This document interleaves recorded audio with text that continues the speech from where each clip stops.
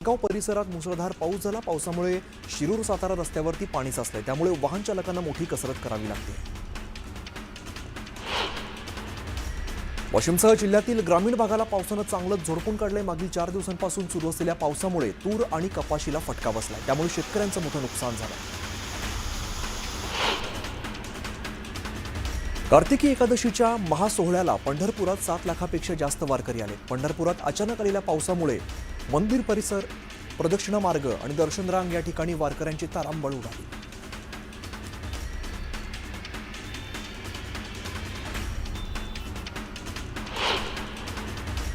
सिंधुदुर्गात पुन्हा पावसानं हाहाकार पाहायला मिळाला। मुसळधार पावसामुळे सखल भागात पाणी साचलंय, तर कापणीला आलेल्या भात पिकात पाणी साचल्यामुळे शेतकरी हवालदिल झालाय।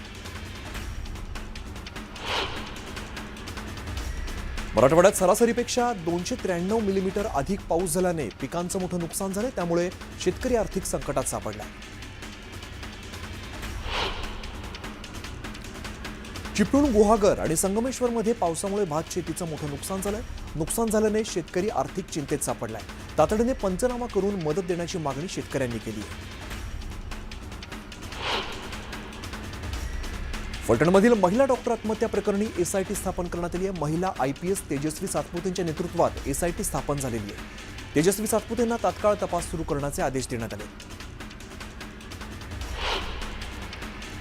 माओवाद्यांच्या केंद्रीय समितीने शस्त्रबंदीचा प्रस्ताव नाकारल्यानंतर जहाल नेता मल्लोजुला वेणुगोपाल उर्फ भूपतीने 60 सहकाऱ्यांसह 15 ऑक्टोबर रोजी शरणागती पत्करली होती। त्यानंतर केंद्रीय समितीने त्याला गद्दार असं म्हणत डिवचलं होतं। भूपतीवरती मोठे आरोप करण्यात आलेले होते। दरम्यान या आरोपांचं खंडन करत भूपतीने एक व्हिडिओ जारी केलाय। शस्त्र सोडा आणि मुख्य प्रवाहात या असं आवाहन भूपतीनं केलंय। पुण्याच्या कोंढवा परिसरात गोळीबाराची घटना घडली आहे। गोळीबारात गणेश काळे या व्यक्तीचा मृत्यू झालाय। आरोपींनी एकूण 4 गोळ्या झाडल्यात आणि त्यानंतर कोयत्याने वार केले। दरम्यान गणेश काळे हा कोमकर टोळीचा समीर काळेचा भाऊ असल्याची प्राथमिक माहिती आहे। तर समीर काळे हा वनराज अंदेकरच्या हत्येतील आरोपी असून तो सध्या तुरुंगात आहे। अंदेकर कोमकर टोळी युद्धातून गणेश काळेची हत्या झाल्याचं सांगण्यात येत आहे। या हत्या प्रकरणाचा पोलिसांकडून अधिकचा तपास सुरू असून गोळीबार करताना वापरलेली एक दुचाकी पोलिसांनी जप्त केली आहे। गणेश काळे हत्या प्रकरणात 4 आरोपींना अटक करण्यात आलेली असून त्यातील 2 आरोपी अल्पवयीन असल्याचं समोर आलंय, तर हत्येच्या घटनेचं सीसीटीव्ही व्हिडिओ समोर आलाय। मुंबई महानगरपालिकेतर्फे रस्त्यांची नियमित स्वच्छता आणि देखभालीसाठी रस्ते दत्तक उपक्रम राबवला जातोय। मुंबईतील 730 पेक्षा अधिक रस्त्यांच्या शाश्वत देखभालीसाठी घनकचरा व्यवस्थापन विभागाने विशेष पुढाकार घेतला। नागरिकांनी आपला परिसर स्वच्छ ठेवून महानगरपालिकेच्या स्वच्छता विषयक प्रयत्नांना बळ द्यावं असं आवाहन करण्यात आलं। महाराष्ट्र केसरी पैलवान सिकंदर शेखला अवैधरित्या पिस्तूल तस्करी प्रकरणात पंजाब पोलिसांनी अटक केली आहे। तर सिकंदर शेखला फसवल्याचा आरोप सिकंदरच्या वडिलांनी केला। सिकंदरला सोडण्याची विनंती त्याच्या वडिलांनी केली आहे। सिकंदर शेखच्या एका चुकीमुळे महाराष्ट्राच्या कुस्ती क्षेत्राला बट्टा लागला। शस्त्र तस्करी प्रकरण अत्यंत गंभीर असून यामध्ये आणखीन कोणाकोणाचा समावेश आहे याची चौकशी झाली पाहिजे असं मत वस्ताद संजय भोकरे यांनी व्यक्त केलं आहे। पैलवान सिकंदर शेखला पंजाबमध्ये अवैध शस्त्रास्त्र प्रकरणात अटक करण्यात आल्यामुळे महाराष्ट्रातील सगळे पैलवान मुख्यमंत्री आणि दोन्ही उपमुख्यमंत्र्यांना निवेदन देणार आहेत अशी माहिती हिंद केसरी पैलवान संतोष वेताळांनी पत्रकार परिषदेत दिली आहे। पैलवान सिकंदर शेखला पंजाब पोलिसांनी अटक केल्यामुळे कुस्ती अभ्यासक अशोक जाधवांनी चिंता व्यक्त केली आहे। या प्रकरणाची सखोल चौकशी करण्यात यावी अशी मागणी जाधवांनी केली आहे। मुंबईतील मविया आणि मनसेच्या मोर्चाला मोठी गर्दी पाहायला मिळाली। मतदार यादीतील घोळा विरोधात आंदोलकांनी घोषणाबाजी केली। फॅशन स्ट्रीट ते BMC पर्यंत भव्य मोर्चा काढण्यात आला आहे। मविया आणि मनसेच्या मोर्चात ठाकरे बंधू चांगलंच आक्रमक झाल्याचं पाहायला मिळालं। मतदानाच्या वेळेला दुबार तिबारवाले दिसले तर फोडून काढा, बडवा आणि मग पोलिसांकडे द्या असं आवाहन राज ठाकरेंनी कार्यकर्त्यांना केलं आहे। राज ठाकरेंनी दुबार मतदार याद्यांचा गठ्ठा दाखवला। कल्याण डोंबिवलीच्या हजारो मतदारांनी मलबार हिलमध्ये मतदान केलं असं सांगत याद्या स्वच्छ झाल्यावरच निवडणूक घ्या अशी मागणी राज ठाकरेंनी केली। ठाकरे कुटुंबातील चौघांची नावं मतदार यादीतून बाद करण्याचा प्रयत्न केल्याचा दावा उद्धव ठाकरेंनी केलाय. आपल्या नावे खोटं व्हेरिफिकेशन अर्ज केल्याचा आरोप उद्धव ठाकरेंनी केलाय. निवडणूक आयोग म्हणजे भाजपाचे नोकर असल्याचं म्हणत उद्धव ठाकरेंनी भाजपावरती निशाणा साधलाय. मुख्यमंत्र्यांनी मान्य केलं मतचोरी होते, आयोगाचा सर्व्हर कोणाच्या ऑफिसमध्ये असल्याचा घणाघात उद्धव ठाकरेंनी केलाय. सत्तेचा गैरवापर केला जातोय, राजकीय मतभेद विसरून एकत्र यावं लागेल. विचारधारा वेगळी असली तरी आम्ही सर्व एकत्रच आहोत, असं विधान शरद पवारांनी केलंय. मतदार याद्यांमध्ये घोळ असल्याने मतदार याद्या ग्रामपंचायतीमध्ये लावल्या पाहिजेत अशी मागणी काँग्रेस नेत्या यशोमती ठाकूर यांनी केली आहे. तर भाजपाकडे फिरते मतदार असून निवडणूक आयोग भाजपाचा पोपट आहे, अशी टीका ठाकूरांनी केली आहे. उद्धव ठाकरेंनी वाळवीसारखी मुंबई खाल्ली, मुंबई विकली, भ्रष्टाचार केला, अशी घणाघाती टीका अमित साटम यांनी केली आहे. मूकमोर्चातून भाजप नेत्यांनी विरोधकांना प्रत्युत्तर दिलं आहे. विरोधकांच्या मोर्चाला भाजपाने मूक आंदोलनातून प्रत्युत्तर दिलंय. दक्षिण मुंबईतील बाबुलनाथ मंदिर या ठिकाणी भाजपाचे प्रदेशाध्यक्ष रवींद्र चव्हाण, भाजप मुंबई अध्यक्ष अमित साटम आणि मंत्री मंगलप्रभात लोढांच्या उपस्थितीत आंदोलन करण्यात आलं. मुंबईतील मोर्चा केवळ ठाकरे कुटुंबाचा होता असं म्हणत प्रवीण दरेकरांनी ठाकरे बंधूंना टोला लगावलाय. मनसेला जनतेनं यश दिलं होतं पण टिकवता आलं नाही, याचं आत्मपरीक्षण करणं गरजेचं आहे. राज ठाकरेंना आता लोकशाही नव्हे तर ठोकशाही मान्य, अशा शब्दात दरेकरांनी राज ठाकरेंवरती जोरदार टीका केली आहे. महाविकास आघाडीने ईव्हीएमला दोष देण्याचं काम सुरू केल्याची टीका भाजप आमदार परिणय फुकेंनी केली आहे. आगामी निवडणुकीत मवियाचा सुपडा साफ होण्याची भीती मवियाला असल्याचंही ते म्हणाले. मुंबईतील मोर्चा म्हणजे मवियाच्या पराभवाचं कारण स्पष्ट करणारं असल्याचं बावनकुळेंनी म्हटलंय. निवडून आलेल्या 31 खासदारांनी मतचोरी केली होती का, असा सवाल सुद्धा बावनकुळेंनी विरोधकांना केलाय.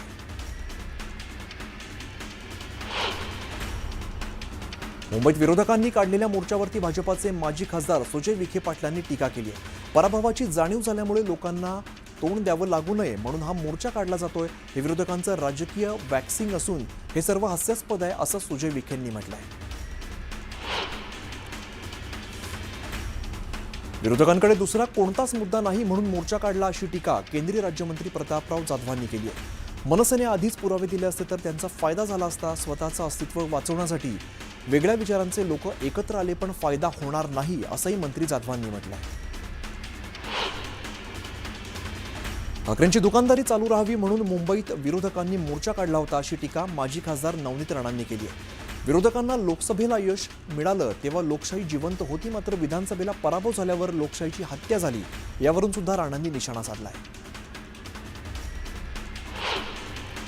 जळगावमधील चोपडा नगर परिषदेच्या 15 प्रभागातील अंतिम मतदार यादी राज्य निवडणूक आयोगाकडून प्रसिद्ध करण्यात आली आहे. 17 ऑक्टोबरपर्यंत प्रभागातील 1431 नागरिकांनी मतदार यादीवरती आक्षेप नोंदवले.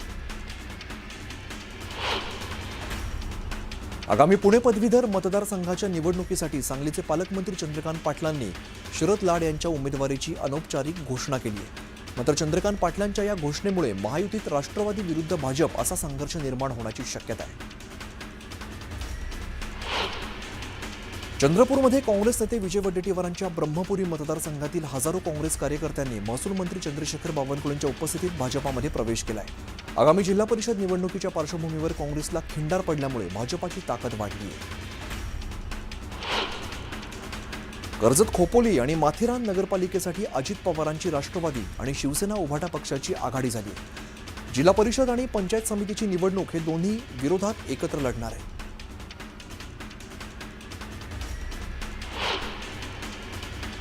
वाशिम जिल्ह्यातील 4 नगर परिषद आणि एका पंचायत निवडणुकीसाठी सुधारित मतदार यादी जाहीर करण्यात आली. यापूर्वी प्रसिद्ध झालेल्या मतदार याद्यांवर 4930 नागरिकांनी आक्षेप नोंदवले होते. हे आक्षेप निकाली काढल्यानंतर सुधारित यादी जाहीर करण्यात आली. मंत्री हसन मुश्रीफांनी संजय राऊतांच्या आजारपणावरती प्रतिक्रिया देताना खोचक टोला लगावलाय. राऊत आजारी पडलेत हे समजल्यानंतर धक्का बसला.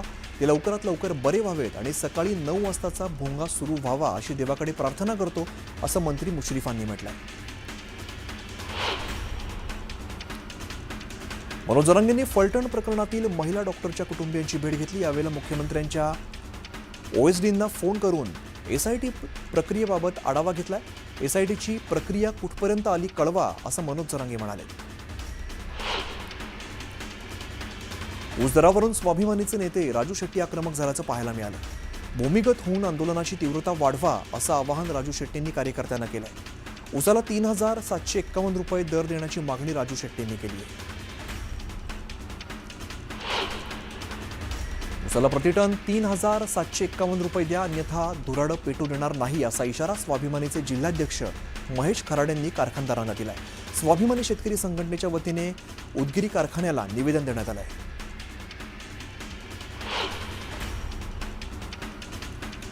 अवैध वाळू तस्करी रोखण्यासाठी गृह आणि महसूल खात्याने एकत्रितपणे काम करण्याचे निर्देश महसूल मंत्री चंद्रशेखर बावनकुळेंनी दिलेत.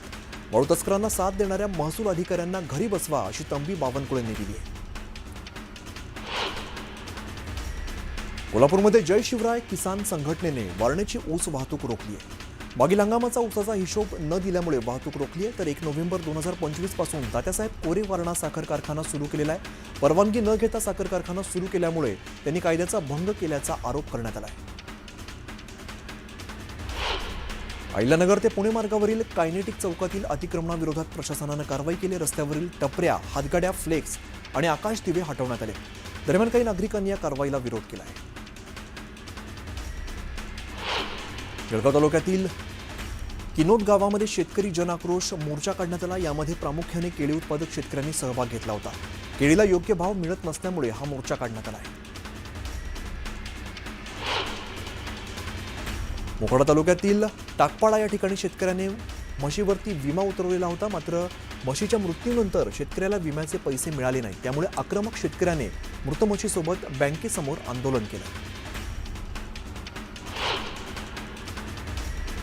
वर्ध्यात संयुक्त आदिवासी संघर्ष कृती समितीच्या वतीने 4 नोव्हेंबरला महाआक्रोश मोर्चाचं आयोजन करण्यात आलंय. बंजारा, धनगर, वंजारी आणि इतर जातींचा अनुसूचित जमाती प्रवर्गात समावेश करण्याच्या मागणीसाठी निघणारा हा मोर्चा जिल्हाधिकारी कार्यालयावरती धडकणार आहे. फलटणमध्ये आत्महत्या केलेल्या महिला डॉक्टर प्रकरणाची न्यायालयीन चौकशी करावी, अशी मागणी गेवराई तालुक्यातील आंदोलकांनी केली आहे. सोलापूर धुळे महामार्गावरती रास्ता रोको करत आंदोलकांनी सरकारचा निषेध केला आहे. रायगड जिल्ह्यातील अलिबागच्या समुद्रात बुडून 2 तरुण बेपत्ता झालेत. पोलीस यंत्रणा आणि जीवरक्षकांकडून बुडलेल्यांचा शोध सुरू असून ड्रोन आणि बॅटरीच्या मदतीनेही शोध मोहीम सुरू आहे. धाराशिवमधील तुळजापूर तालुक्यातील केशे गावात एका 35 वर्षीय पानटपरी चालकाची कुऱ्हाडीने वार करत हत्या करण्यात आली आहे. हत्येची घटना सीसीटीव्हीत कैद झाली असून केशेगाव परिसरात एकच खळबळ उडाली आहे. फलटणमधील पोलीस अधिकारी आणि काही कर्मचाऱ्यांचा दमदाटी करतानाचा व्हिडिओ समोर आलाय. बीडच्या घोगस पारगावामधील मुकादमाला रात्रीच्या वेळेला उचलून येतानाचा व्हिडिओ समोर आला. यामध्ये 10 ते 15 पैलवान देखील असल्याचं समोर आलंय.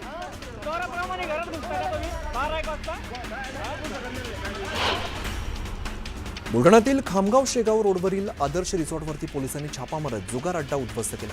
पोलिसांनी 61 आरोपींना ताब्यात घेत 17 लाख रोकड आणि इतर ऐवज असा एकूण 65 लाखांचा मुद्देमाल जप्त केला. पुण्यातील महम्मदवाडी परिसरात घरगुती वादातून एक ज्येष्ठ नागरिकाने गळफास घेऊन आत्महत्येचा प्रयत्न केला. मात्र काळेपडळ पोलीस स्टेशनच्या पोलीस कर्मचाऱ्यांनी वेळेवरती धाडस दाखवत या ज्येष्ठ नागरिकाचा जीव वाचवलाय.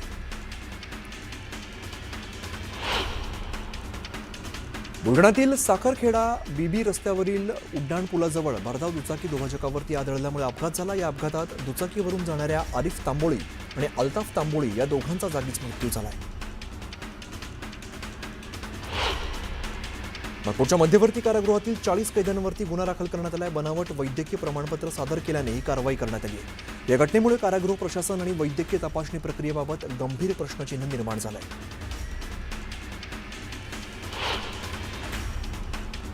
पुण्यातील बिब्वेवाडी परिसरात शनिवारी मध्यरात्री 4 चाकी वाहनं, ऑटो रिक्षा आणि दुचाकी वाहनांची तोडफोड करण्यात आली. परिसरात दहशत पसरावी म्हणून कोयता आणि काठ्यांनी गाड्यांची तोडफोड करणाऱ्या 2 संशयित आरोपींना पोलिसांनी अटक केली.